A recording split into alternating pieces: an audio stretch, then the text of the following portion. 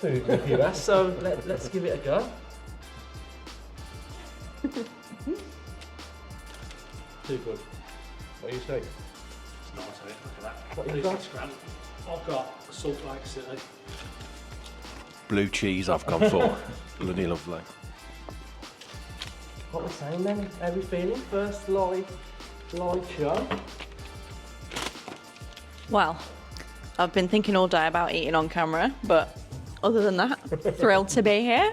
It's nice to feel the vibe of people sat around you while you're chatting, isn't it? Rather than staring at a screen. So Obviously, first we started this in lockdown with no vision, no vibe, and here we are now.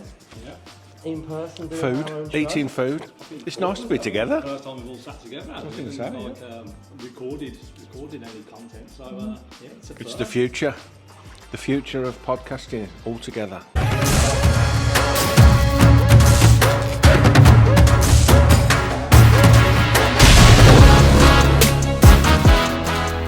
Well, welcome to Patty Freaks in Sutton Colfield, Up the Villas collaboration. You're going to see more of this collaboration over the next years or weeks or months or however we want to go and what vibe we're going to do. So it's going to evolve. But first of all, Justin, how are you feeling as a Villa fan at the minute? Obviously, coming into the international break, it's been a little bit disappointing. We have seen a drop-off. The first one, really, isn't it, since Unai's come in? A proper one, I suppose you'd call it. But overall, I'm still mega positive. You know, we've never been in such a good place as a club overall. You know, the ownership's brilliant. The management structure is all in place now. We know that. The structure of the side, the way he goes about, you know, game by game. The players know what they're doing. There's never been such a good vibe at the club in my whole time watching it. And I often think this. I think I'll go back to when I first started going, late 80s, and I compare a lot to the best times I've seen.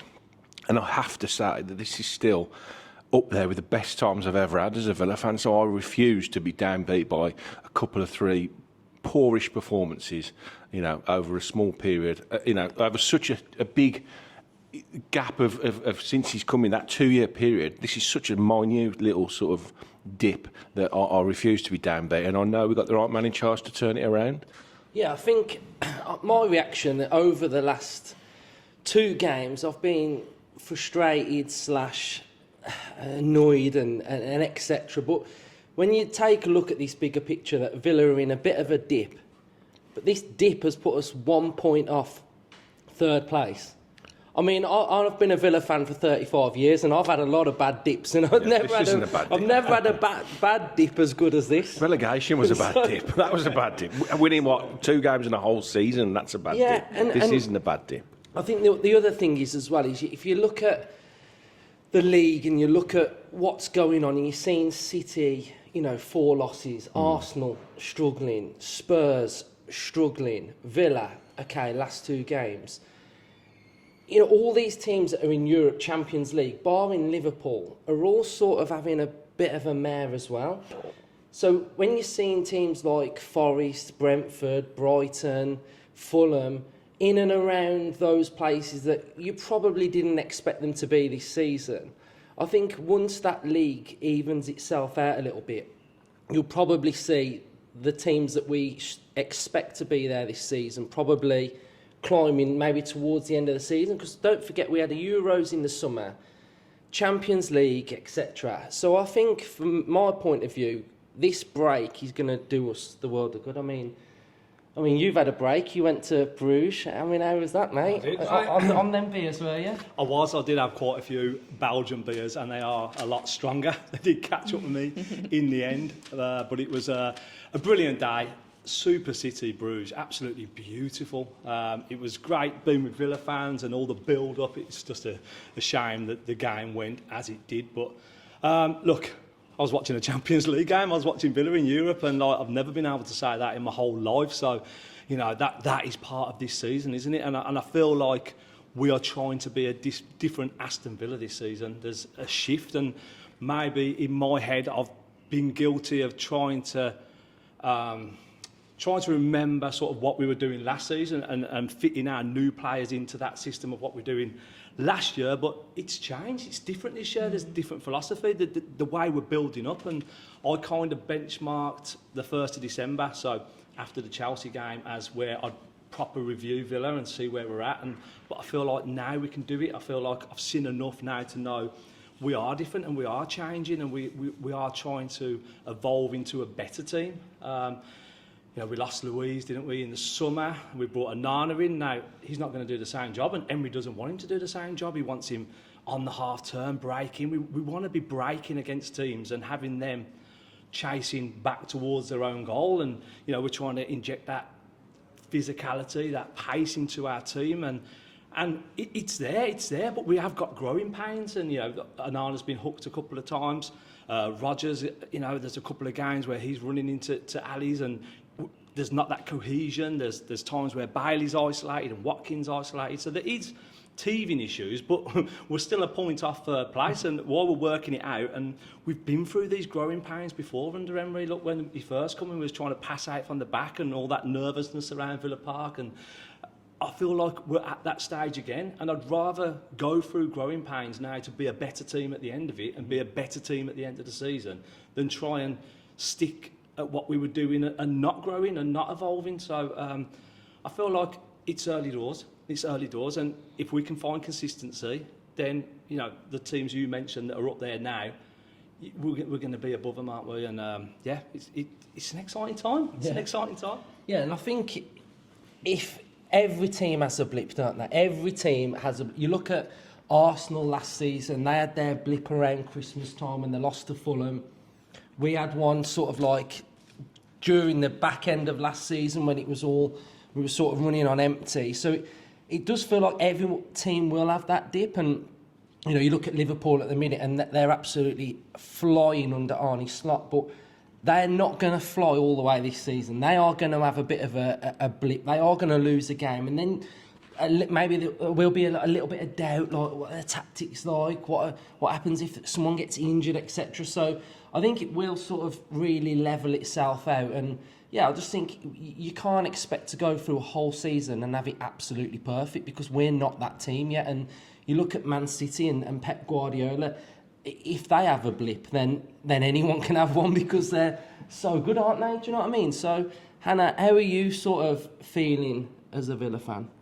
Well, talking about blips, I mean, might have short memory, but even Liverpool, they lost to Forest, which was probably the shock of the season so far. Under Arne Slot, like you've said, they've been ridiculously consistent. So it just shows in this league, anyone can beat anyone and anyone can have an off day and an off performance. And I think everyone can probably have a little bit of perspective and think, if, we don't concede that silly free kick in the last minute of the Bournemouth game, or if we manage to get an extra goal at Ipswich or, don't concede there, then we're 2 points, potentially 3 points better off in some situations, and we're in third position. So it really is those fine margins at the moment, which is why alarm bells aren't really ringing. I think the only time where things start to get concerning for probably most of us is when the performances aren't there, and I think that's probably why there was a few grumblings over the last few weeks, because there was a couple of quite stale performances. But I think when you're in a team that's, quite different to last season, and form is quite different, we don't have Diaby anymore. We were always playing with some level of a pacey winger, either Diaby or Bailey. We've only got Bailey now, and we know that he's, not firing at the minute. So take that out and you're losing goals. You've then got a real different midfield, and I still feel like we're trying to figure out exactly what that's going to look like. We know that Tielemans is kind of owning that at the minute, but you've got Onana kind of coming in and out. Ramsey's sort of coming back from injury and then he gets injured again. You've got John McGinn, who just isn't quite at his best. So there's just a few sort of little inches that aren't there, but you can see the picture. We know that the performance against Liverpool was much improved, than what we saw against Spurs. So it's not like alarm bells need to ring. We know that the absolute core foundation of why we've been good under Unai Emery is the consistency. And if you kind of take away this 4-game slump, we have been so consistent. There's no reason for us to think that this is going to be a prolonged period of of suffering. And, you know, there's the major element that we're playing in the Champions League. Like, unfortunately, as good as we are and can be, and as good as the manager and the players are, we are now competing in a very, very difficult kind of environment, both in the Premier League, the Champions League, and all the other competitions that we're having to deal with. So that's going to have its toll, whether we like it or not. But in general, I'm optimistic. I still feel, you know, as good as I did after we had that great start to the season. I think there's just those few players that we need to see back at their best. I think all that takes is a nice run of fixtures, and we do have that coming up now, and that's the point in the season, like Ryan says, you know, around that sort of festive-y December type period where you often are reflecting. We've got a nice set of fixtures to lead us into that. So come the start of December, we'll hopefully have got a few extra points in the Champions League and a few nicer Premier League fixtures under the belt, and we could be looking at this little blip or whatever you want to call it and thinking, oh, do you know what? Don't know what the fuss was about. So I don't think it's time to panic yet. I think there's plenty of opportunity for us to redeem ourselves.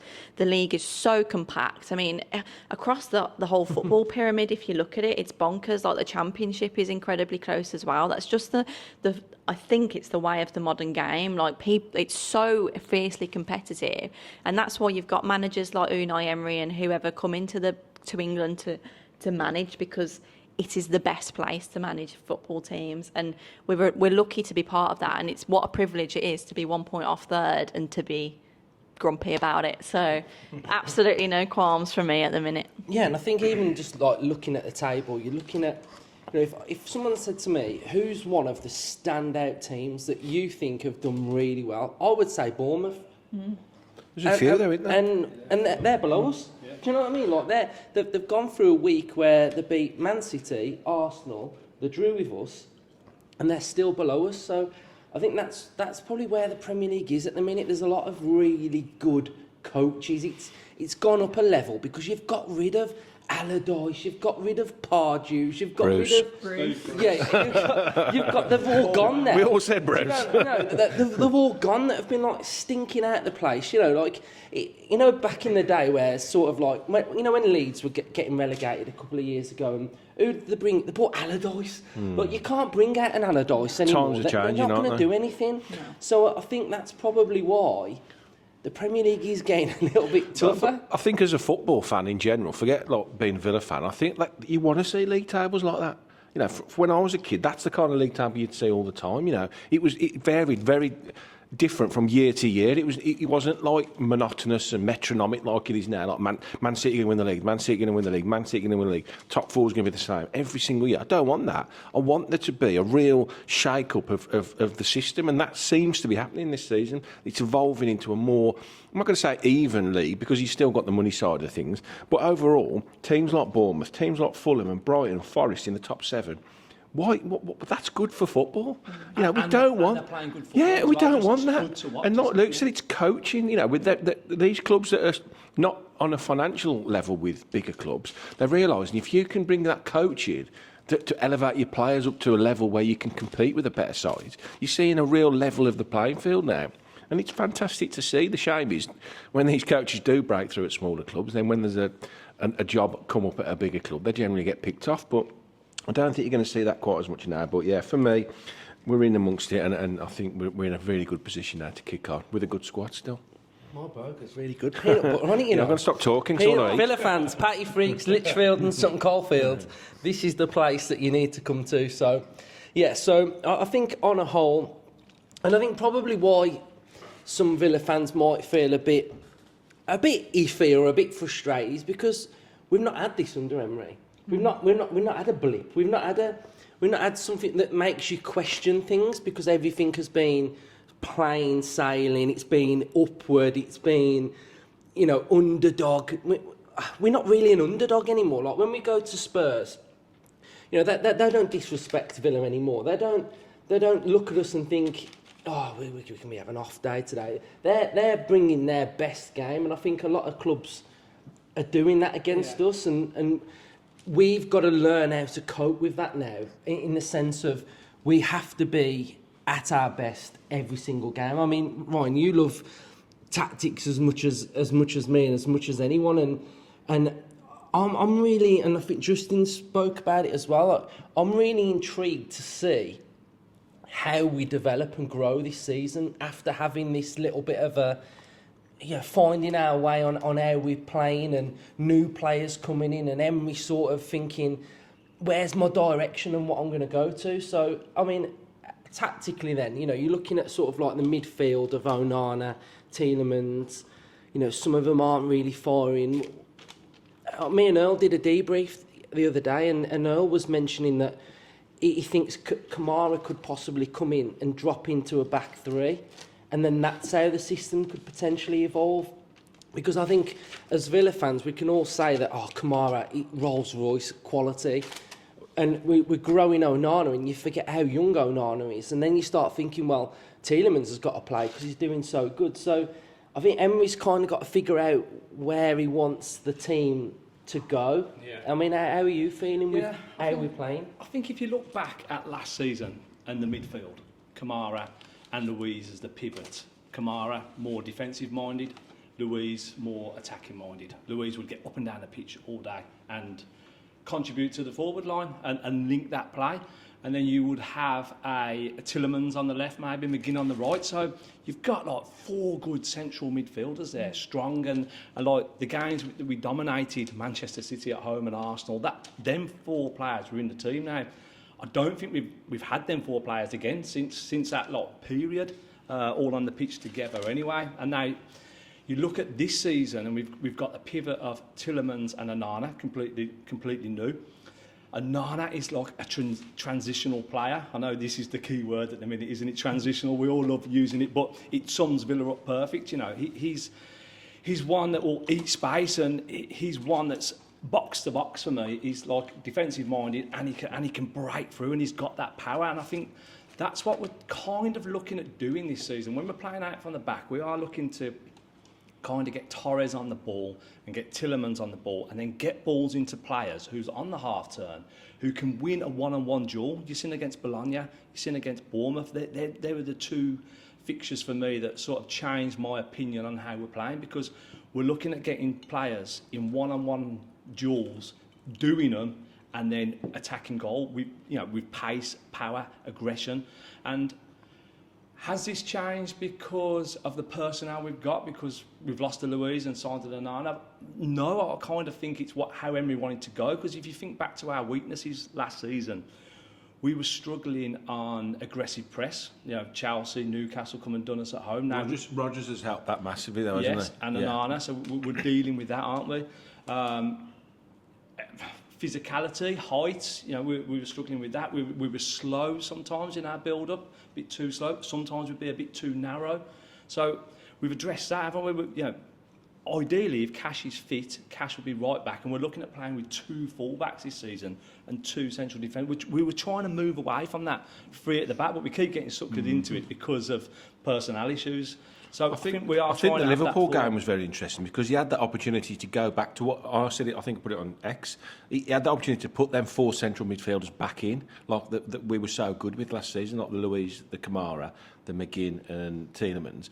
And he didn't do it. He stuck with an attacking output, didn't he? So I think that shows that he's trying to move away from that now, and he wants more of a sort of attacking look to the side. You look at the way we built against Liverpool. It was we'd move the ball out wide, and then we'd try the triangles involving an Onana and a Ramsey, and then get Ramsey driving. So you got 4 players there: Ramsey, Rodgers, Watkins, and Bailey, all driving towards goal, forcing the opposition to run back to their goal instead of facing us. We've gone away from baiting the press. We don't want them coming onto us. We want to be behind them and get them chasing us. I really like that though, because after having them couple of 3 poor performances, it would have been easy to go and say, okay, let's just shut up shop here, let's not get beat. Yeah. But he didn't. He continued with what he liked to do, and he continued with his philosophy, which is great. And it was working, wasn't it? Justin, look how much joy Ramsey circumstances lost us that game, I think. That was probably the best I've seen Ramsey play for a while, for 2 seasons. 100%, yeah. So and unfortunately he went down again, but the signs that the players are still playing for Emery, we're still setting up traps, we're still setting up plans, and we're still doing everything. It's just inches, millimetres, it's just not coming off. And there's certain areas, like the right-hand side at the minute, there's an issue there, and once we get it right, and like, that's why I think Bailey's suffering a bit, because he's kind of isolated out there. He's not got an overlapping fullback. He's not got really an established person on that right-hand side. And I think you can look all over the pitch. You know, Martinez, he's on my radar at the minute because I don't think he's been as good as what he has been. I think he's been done a couple of times from range at his near post. The last couple of games, people have put him on his backside, really. Solanke, Salah, Nunes, they've waited for him to commit and go down, and they've just dinked him over now. I don't know if it's because they're elite strikers and their finishing is supreme, or whether it's a weakness in Martinez, but I feel like he can up his game. Like, the defence has just been so unsettled and so unbalanced, and it's like it's chopping and changing every week, and you can't settle on a defence when you haven't got the personnel. Midfield, again, we've got teething issues there.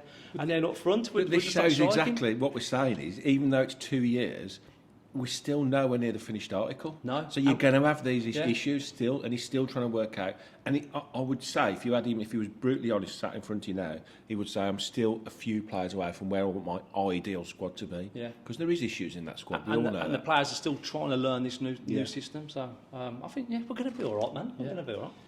I mean, David Cootie, he sort of, it felt like it was sort of forgive and forget, weren't it, that performance? It's like, for whatever I've done in the past, like, forget about it, because I'll do you a favour and not give a couple of pens, and then comes out a couple of days later. So, yeah, that was a bit of a weird one as well. So the next feature, and I'd love everyone at home to get involved as well, we're going to talk about Aston Villa's ultimate all-time 11, and whether any of the current Villa players will fit into an all-time Villa 11. So I think we'll start, obviously, with Justin, because Justin has been around a lot longer than us. So Justin, you can, we can talk about a full 11, but we can talk about like just random positions, etc. But I think, off the top of my head, if I had to pick anyone, I think Martinez would be close to an all-time 11. Now, depending on what age you are, you'll have seen different players in your lifetime. You know, I'm 35, so we've got to go 35 years. So that was obviously 89. So I've not really seen that much in that time. But I've seen some good players. And I think deservedly so, a lot of the 82 deserve a lot of mentions, because I think they get massively overlooked when talking about legendary players. And I know we've got Rimmer and Spink, but I'll start with Martinez. What he's done in the game while he currently still plays for Villa, such as World Cup winner, and what he's achieved at Villa and the journey we've been on, I think he's up there with one of them players that could get into that team. It's a really tough subject, isn't it? Because there's such a huge amount of players in there. I mean, as we all know, football was around before Premier League era. You know, I'm going back nearly 50 years now. And it's a difficult one because we've had some unbelievable players in every position. So when you said we was going to talk about this, I did rack my brains to try and think. And at the moment, I don't think there's that many in this current squad that would get in the 11, but the obvious one is Emi Martinez. You know, I've thought long and hard about it, and I think he is, for me, the best goalkeeper I've ever seen at Aston Villa. And we've had some brilliant ones. You know, Spinky was fantastic. I love Bosnich, but his distribution wasn't that good. They all had little flaws in them. And Martinez, I don't think he's the perfect goalkeeper, but he's one of the best in the world. And, you know, the award he's had the last 2 years is ridiculous. The things he's put on his mantelpiece, and World Cup wins, 2 Copa Americas in a row. He is a supreme goalkeeper, and he's earned the right to rightly be called the best goalkeeper in the world. So I think it's right for me to say, and it might be for everyone, that I think he would comfortably be the best goalkeeper I've ever seen. So he would get into 11, but after that, it's difficult, isn't it? I think one of the positions I think he could have a shout, and I think his form's going to continue for a long time. I think Luca Dean's had a fantastic season as well. See, I think whenever I look at these teams, and I like to do this because I think it's a good topic, and it gets your brain thinking of all the good players you've had over the years, which I like. And I think I like to remember good players because I just think it's a good thing to remember. But I think a lot of them have got the potential. Yeah. This is where I'm at with it. A lot of them have definitely got potential to become the best player we've seen in that position. Yeah. But they're still evolving, aren't they? Yeah, and I think you can I think you could go through a spine. So you could go through 6 players, 2 strikers, 2 midfielders, 2 defenders, where we could all pick someone totally different. Yeah. But the fullback areas, we've never. We've had some good ones. We've never really had. Like, if I'd say my best left back I've ever seen would be Wilfried Boomer. That's the best I've seen. Right back. Yeah. Delaney probably. Mine would be Steve Staunton at left back. Okay. I mean, just a Alan phenomenal. Wright? No, not for me. Oh, I loved Alan Wright. Yeah, I loved him, but what Staunton brought to the team was just, a phenomenal left foot. Could play centre as well. So when we did revert to a 3 at the back, he could play left side of the centre. Brilliant set pieces, a wonderful left foot. Scored some absolute worldies as well. So I think for me, probably the best lest back I've seen. Useless Right backs. Dela Cruz? No, thanks. But don't you think that like the role of a fullback is like so different now to perhaps like even when you were a kid, Justin? Like what's asked of them? Black and white days. Long time ago. Yeah, I wasn't going to say it. I'll say it. Match of the day, wasn't it? Not Gary Lineker. Yeah, was but actually, yeah. wasn't going to say it, but I do think like maybe I'm short-sighted again, but it's almost like that Guardiola era of fullback, and maybe even going back to Premier League era. But how they play now is so different. Like you couldn't compare it to a fullback of your youth. I don't think. No, you couldn't, and the game has evolved and moved on, obviously. But I think, yeah, for me, Luca Dean's got a chance. Centre halves, Pau Torres has got a chance as well because he's such a wonderful footballer. He's such a gifted player. But we've had some ridiculous, centre halves at the Villa. But yeah, he's one that I think possibly, if he retains his position at Villa for a long bit as well, there's no reason to say he won't. I think he's got a chance as well, and I think Ollie Watkins probably has as well. Yeah. Do you know what everyone's missing though? A trophy. Yeah. And I think to get in an ultimate Aston Villa side, this team, this squad, this era needs a trophy. Yeah. You look at the journey Mings and McGinn have been on, like. Crown it. We need to crown that with a trophy, don't we, or something. Like I say, Martinez, he's close. Spink, Bosnich for me.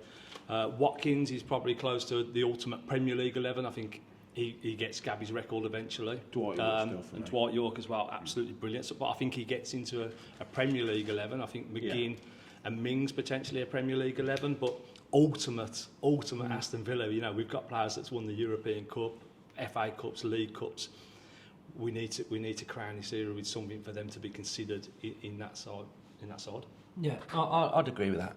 So we're saying Martinez in or out. Martinez in. So Martinez goalkeeper, left back Staunton. For me, Staunton. Yes, so we'll go Staunton. Paul McGrath has to be one of the centre halves. God. The next centre half, I'd say the best technical centre half I've ever seen is Pau Torres. But if we're talking out and out centre half, I'd say Melberg's probably ahead of him. Yeah. Would we agree? He's a cult hero, isn't he, Malberg? Especially his comments about Blues. Forever a hero of mine, to be honest. So we'll go Melberg. Right back. Tricky. This is what I mean. This is where you lose. My favourite right back isn't the best right back we've ever had. I'll tell you that now. But Chrissy Price was my favourite right back at Villa. Got nowhere. We love Chrissy Price, absolutely. Right, so we'll go for him then. Central midfielders is very tough. Gordon Cowans. There's only one place to start. Yeah. Gordon Cowans, 100% gets in any Villa best of Yeah. it. That's how I sort of got into Villa. We 100%. beat Everton 6-2. It was like a game on a Sunday on ITV. It was like one of the only games that was like live. I was there. And was it? Yeah. I remember watching it at home, and we recorded it on the VHS player, and just remember winding that tape back and watching it again. You know what? I remember leaving that game. We were 6-0 up. If anyone hasn't seen that game, we were 6-0 up, and we conceded 2 late goals. I remember walking back to the car, annoyed we conceded 2 goals that day. Thinking, why did we concede? Imagine if it had been 6-0. Yeah. Totally taken but away. that introduced me to Gordon Cowans. Ian Olney. It's tremendous. Yeah, it's a great team. Yeah, Cowans, Yeah. one of the greats. So I would say, like I said earlier, we have to have a lot of the 82, I think, because. So I'd say Mortimer. We have to have the captain. You have got to have a captain. So the captain that lifted the European Cup has to be in it. And I would say, I didn't watch Gary Shaw, but since he's passed, I've made sure I really up my knowledge on what that player was like. And from everything that I've seen and everything that people have spoke about on social media and, you know, just old fans that were going to the Villa at that time, when they talk about a player, you just get a sense of how good somebody was. So I think Shaw would have to be in it as well. I obviously, as the youngest of the group, I go through that a lot because, you know, I've grown up, like my biggest Villa influence being my dad, and hearing how he's spoken about so many of these like cult heroes and players he had growing up, and I've not really had the privilege of experiencing many of these. Like even Malberg is like the real cut-off point for me. I'm 24, so like, you know, I was a kid. I can't really remember.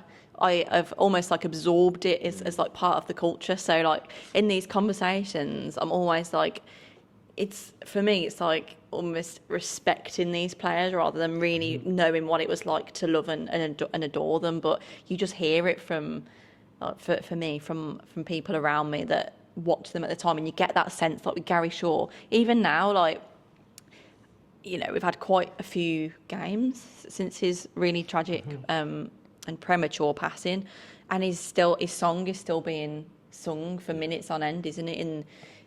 But I hope that song keeps going now. Yeah. But that's what gives you that sense of like, that's a special player, because we've had, tragically again, quite a few ex-Villa that have died, you know, Atkinson, etc. So, you know, it's not like he's the first to have passed, but the fact that we've really felt it in the fan base, haven't we? How much Emery and the squad spoke about it. I think that's when you know a player's really become legendary. So I think Shaw has to be in there. Just looked over. Where's your burger gone, kid? These burgers are bloody lovely, I tell you what. Great advertisement for pattyfreaks. Work them away through the rest of it. Yeah, I need to protect mine here. Finish it quick. We need to shut up and eat.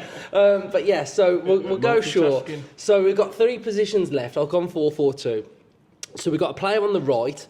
We've also got 2 strikers. Tony Daly, right winger. I think you've got to put this player in because of the impact he had, and he's not necessarily a right winger, but I think I've got to put Jack in. I honestly, at the time when he came through, and he's bit, I know this is going to get lots of abuse, this one, but purely for at the time when he had that last season, if you're talking all-time Villa 11.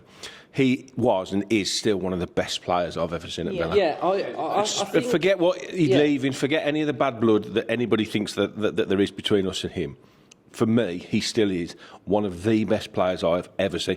Yeah. And I'll put him up there with, you know, the players that I've seen. Sid Cowans, what a phenomenally gifted footballer. If you've never seen him, go and watch him on YouTube.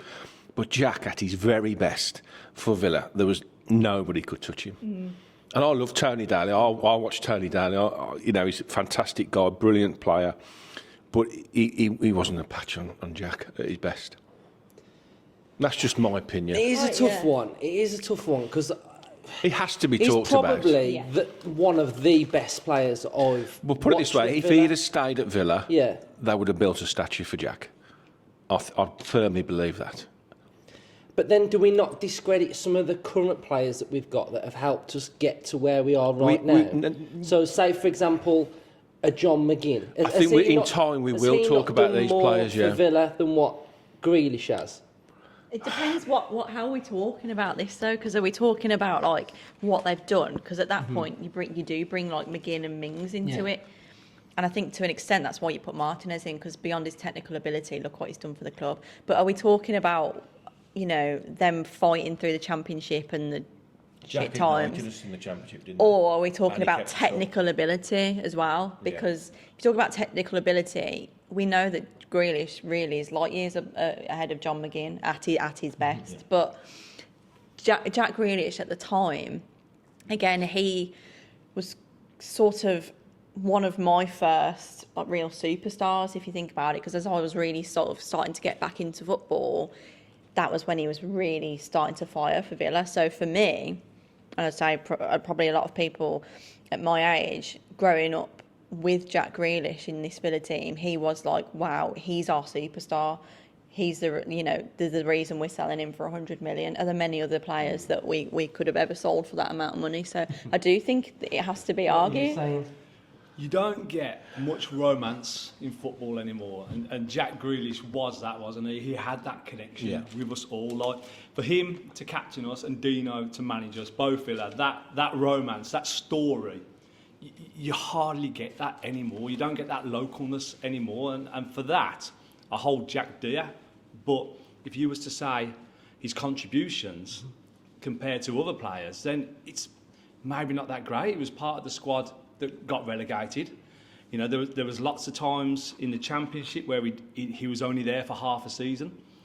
You know, but he did ignite us when he come back from that injury. He blasted that one against Derby, and we sort of went for it. But, you know, that 10-game winning run, like the contributions for everybody, Jed Steer, Abraham, Adoma at Sheffield Wednesday away. There's so many. But he did keep us up the year after as well, didn't he? I'm not saying single-handedly kept us up, but he was the focal point that led us to retain our position. Yes. And I think when he got given the captain's armband, a lot of people went, Jack, captain, and it was a bit really. Yeah, but he grew into that role, didn't it? And by the time he'd left Villa, there was nobody else who was going to be captain that team.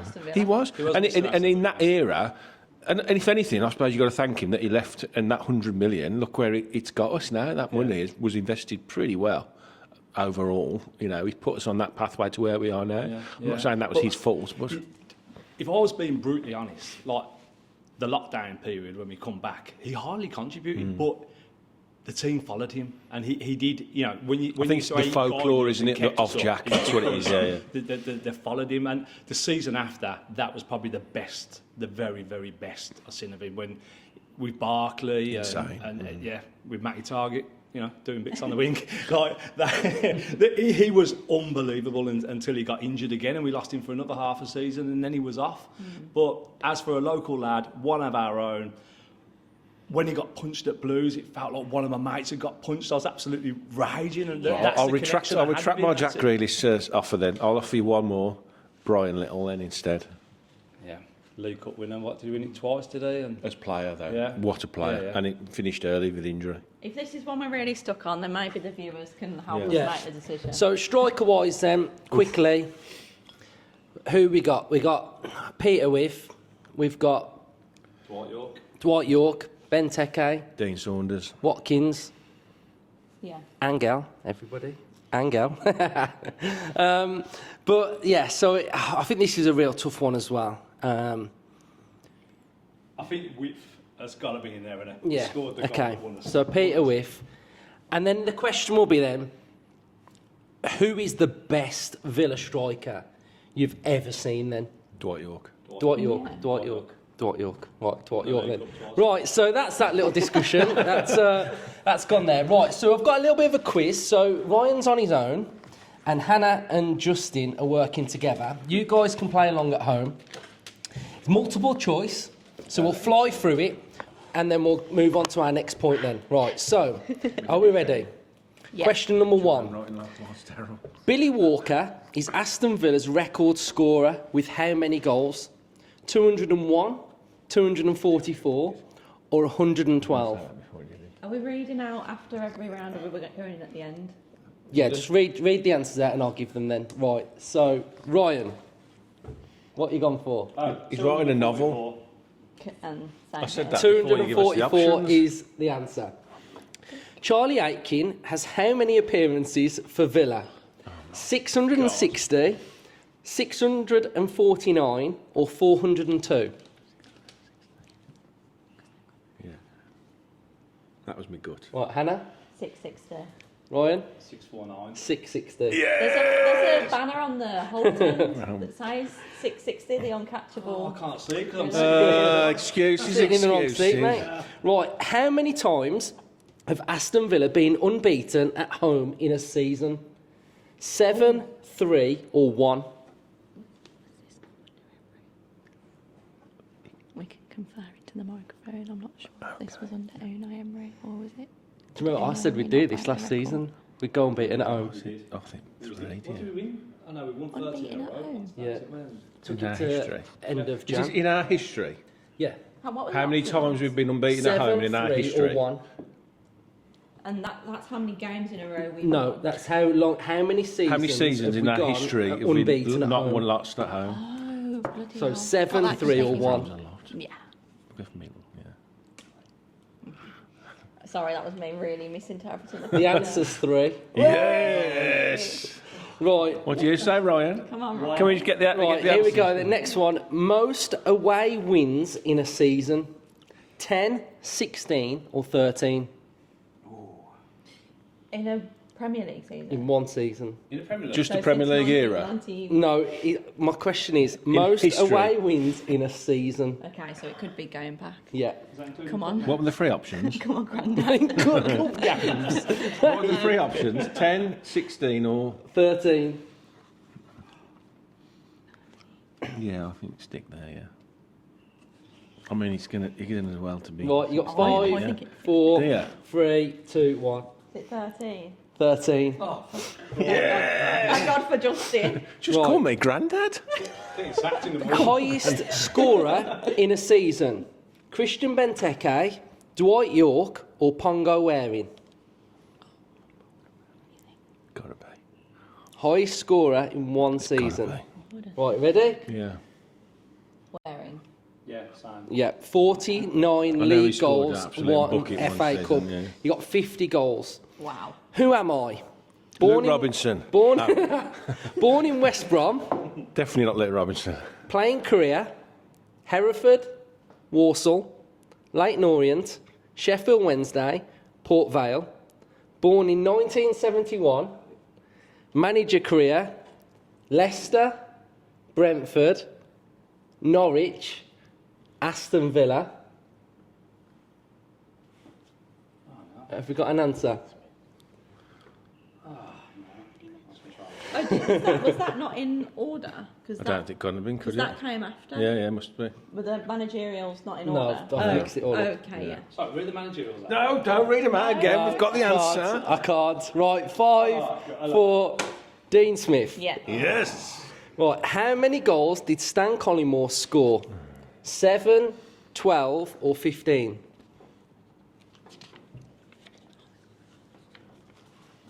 And I promise I'm not just copying whatever Justin. No, we're having a full-on debate Yeah. with Grandad. Right, have you done it? I need Yeah. to dye my beard. The answer's 7. Got one wrong. 12. Right, in 1980-81, how many points did we get to win the league? 60, 75 or 96? No.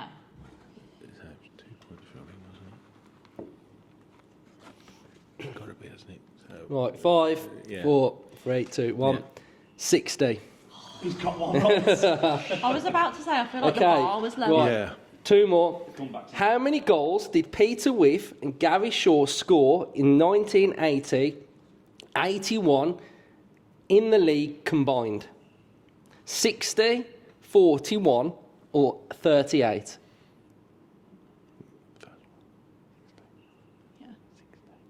5, I think so, yeah. 4, Flipping. Because I think he got... 2, Yeah.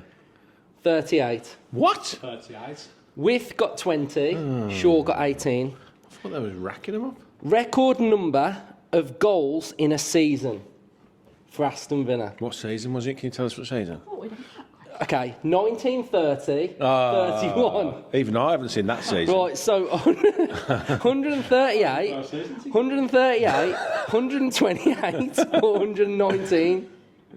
Have a guess, Hannah. I missed all that. Sorry. I thought we were going for the name of a player. No, so record number of goals in a season 138, 128, or 119. Go on, have a punt. Go on. 128. Oh, Hannah. Right, had a so stinker at the end that's there. the end We of started my. well. That's the end of my little quiz. We got Right. 6 out of 10. 40%, right? Right, so my next one. you get 4? can use We're your the winners. whiteboards, right? We're the winners. So I want you two can work together, and Ryan, you can work together as well. I want you to create the perfect Aston Villa player. Okay. So in this section now, what you've got to do is there are different techniques and different styles that I've got written down, and we're going to create the perfect player. So the first thing that we're going to create is heading. So who is the best header of a ball. Yeah, like it doesn't have to be the best. It can be who you think is good in the air. So we'll go. Can you have a player in multiple positions? Yeah, so you can, like the player that heads it can have, you can have the same left foot if you want. But, yes. So first one then is heading. So who would you go for with heading? Personal favourite of I mine. feel like this is Martinez. immediately just Jot it down then. for me. Oh, am I writing it down? We write them down? Yeah, just write it down. I can't think of anyone who's good at heading. Mine is Ollie Watkins. I was going to say that, no. but again, I didn't see it. I think Watkins. Does it have to be attacking or defensively? Does It can it be not whatever matter? you want. Okay, You're creating the perfect. Okay, we'll stick with My Was that your era gut? would have been, well, if I was saying what I think, it would have been McGrath. But if I'm talking about from my lifetime, it would be Watkins, because I feel like he's got... So I've gone Watkins. You've gone... Martin Larson. And you've gone... that. Paul McGrath. Yeah. You are. So I've gone goal scoring, you've gone... I've just gone the best defensive header. Right, yeah. So next one, left foot. Best left foot. So I've gone with my player for left foot Who is... would you say? I think it's Petrov. I've gone Petrov for left foot. I always remember that Derby goal from the halfway line. He wasn't even left-footed either, was he? He was right-footed. Right-footed, yeah. So- I've gone for the hammer. I've got my right footer. But I've already said my best left-footed, Steve Staunton. So Wand of a left foot. let's go right foot. I've gone Angel. Right foot. I have gone.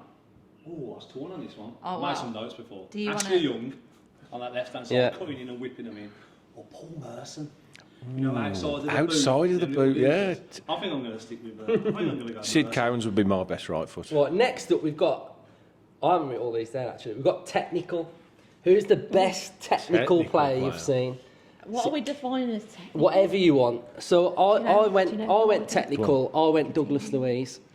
I think technically never on the showed ball, it, what he did for Emily Over his was career, still- yeah. No, but when he did, Technically, Dwight York, like I the things he done can't with remember football Dwight York. was unreal. I mean, Like that would be my penalties, answer. He was But just like you one of the kinds. say him, So though. for me, technically, Dwight honestly, York. I remember. We've got two eras going on here. Mine, the old man era. So Justin's gone with Cowens again. I do agree with Hannah's though. People are going to think I'm bonkers, but Coutinho, Yeah.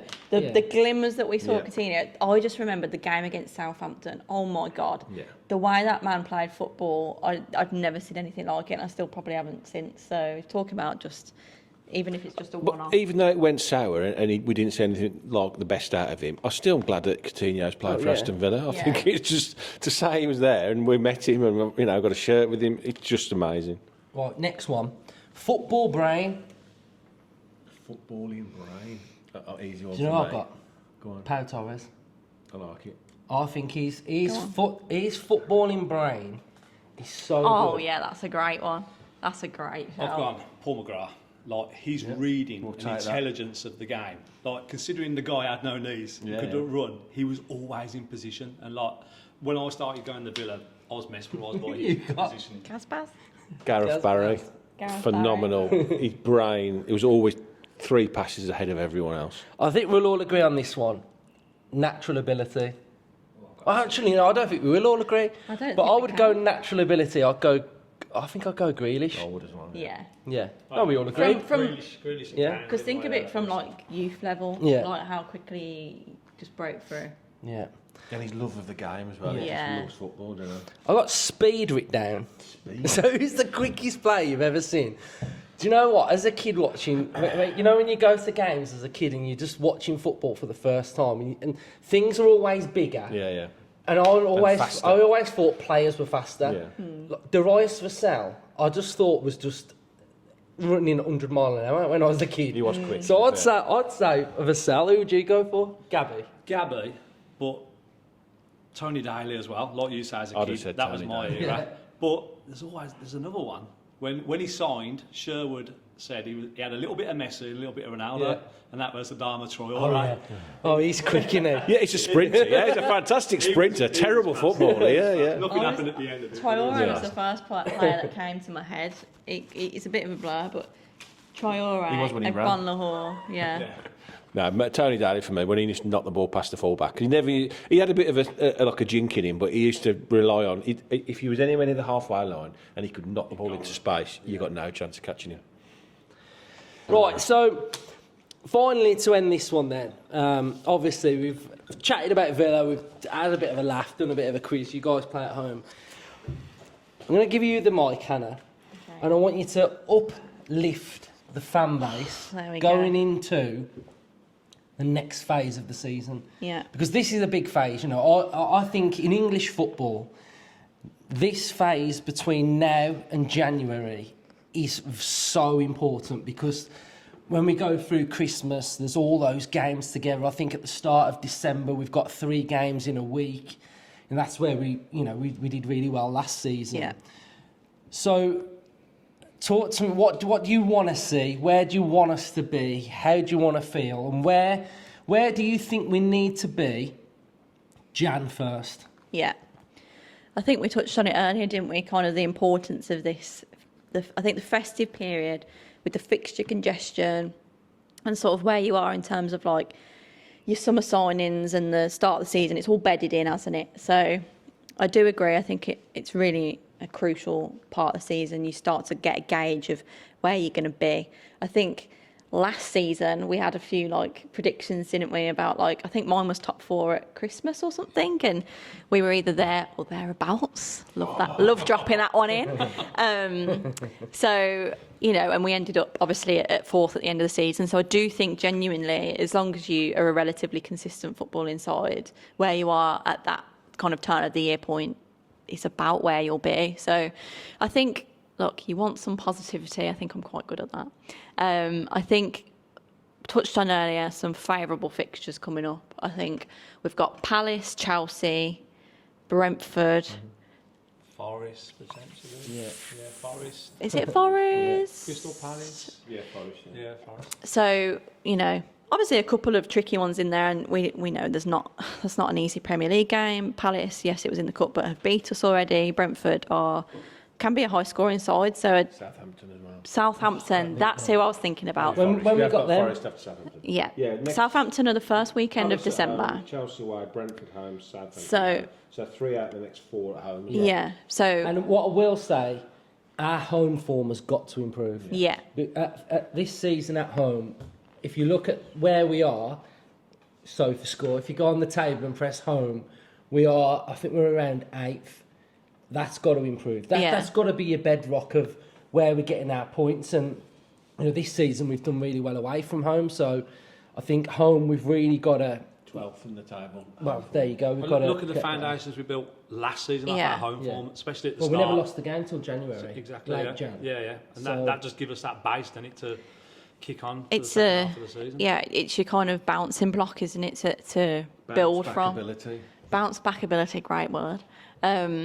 So yeah, home form. I think having those 3 or 4 fixtures at home is really important. I think we've just got to build that bit of a momentum. I think we've seen it so many times, haven't we? Teams build up runs. Look at Forest, like absolute credit to them, but you know, it is probably, this could come back to bite me, but it's probably a bit of a false position. Yeah, they've had some excellent momentum and some favourable fixtures to start the season. So I think that's what we need at the minute. We need a few things to just go our way. Obviously, we've got a few more injury issues, but I think we need to get a little bit of stability in the team and get a few wins under the belt. I think that Juventus home game in the Champions League as well could be a really good one for like morale, both fan base and in the dressing room going into December. So if we win that and we win a few of these sort of slightly easier home fixtures, I think things start to feel a lot better. And for the rest of the season there, I think it's going to all be about consistency. I think between now and January, it's also going to be a lot around, are we going to buy? And who can we buy? What can we afford? We know that obviously with FFP or whatever it's called these days, financial regulations, it's a lot trickier, and despite having wealthy owners, we are battling against budgets and all sorts. So it's a case of if we can bring anyone in, and who Emery will want that to be, we've kind of targeted a few areas that we're probably struggling a little bit at the minute. The right side is just not firing how we need it to, from the back to the front. So, yeah, January is a big turning point. I think if we can get to the January 1st, and I'd be happy with top 6, as long as we're still sort of in that tight, compact block of teams. If we're top 6 at the turn of the year, I think that's exactly where we need to be, as well as obviously, hopefully, picking up some more points in the Champions League. If we're still in that top 8 of the Champions League as well, top 6 in the Premier League, we can seriously have no complaints.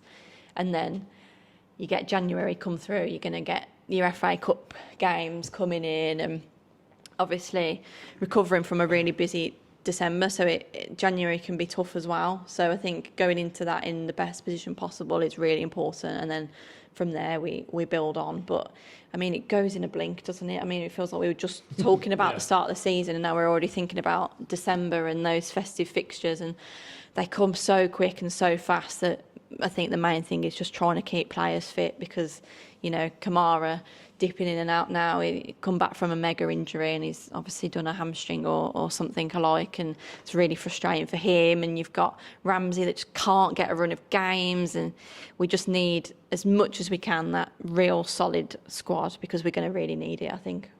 Yeah, I think the key takeaway from me of what you've just been talking about, Hannah, was momentum. I think we've got this bank of games now where we've got 4 out of 5 at home. We've got to build that momentum, because you've got the fixtures up there, Justin, because I think the Christmas period is looking heavy, isn't it? I think we've got like Newcastle, Manchester City. Yeah, Newcastle away, isn't it? Brighton at home, another tricky game, and you know that's a very congested period. And if we can build up some momentum and take that into that period, that's good for us, isn't it? And then, like you touched on there, Hannah, you're going into January, and normally it's only the FA Cup you need to worry about. We've got 2 Champions League fixtures in January that we need to negotiate through as well. So it's thick and fast, and like we've seen it last season. And once you get on a run and build that momentum, like we can go, can't we? We can really pick up points and become an unstoppable force, like we was between September and December last year. You know, that was some of the best football I've seen us play. Yeah. I don't think we're too far. There's tweaks, there's little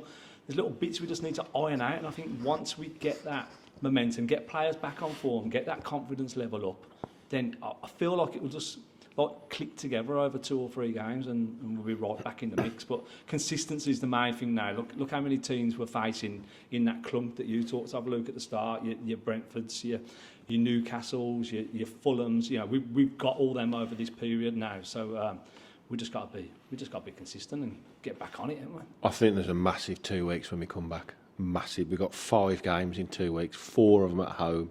I think it's a massive opportunity to really kickstart the season. I think we've seen a little bit of a jitter. You know, we haven't been at our best. We've seen sparks and bits and bobs of us. You know, what we did last season, and I think obviously the step up to the Champions League has to be taken into account. It's a huge physical and psychological thing for the players to get their heads around. You know, they love those nights, but we can't take our eye off the bread and butter, which Emery's very at pains to consistently say the Premier League is where the importance is. But I think with 4 out of 5 at home, league has to take priority. If we can win the 3 home league games, try and get something at Chelsea, who are very hit and miss, but they're looking much better this season than they were last season. And then just really enjoy that Juventus home game. You know, we did have a blip in the last one, but we're still in a fantastic position to try and get into that top 8, because that would be huge for us in that second half of the start of next season. If we can negate that extra 2 games, that round of 16, and go straight into to the round of 16, then that gives us a little bit more breathing space to hopefully, when the fixtures have come thick and fast over Christmas, and you do tend to get injuries and suspensions around that time, it would lighten the fixture list and also allow us, hopefully, to have a bit of a run at the FA Cup, because I don't want us to do what we did in the FA Cup. It has to, for me, it has to be a priority. It has to be a priority. We want a trophy. Yeah. Right, on that bombshell. Right. So thanks everyone that's been watching. I don't know how long we've recorded that for. I imagine it's about an hour. But we're here at Pattyfreaks in Sutton Colfield. We're going to start collabing a lot more. This is a different type of episode from us, so hopefully you've enjoyed it. And this concept is just going to grow, and we'll see where it can take us. So cheers everyone for watching. Up the Villa. Up the Villa.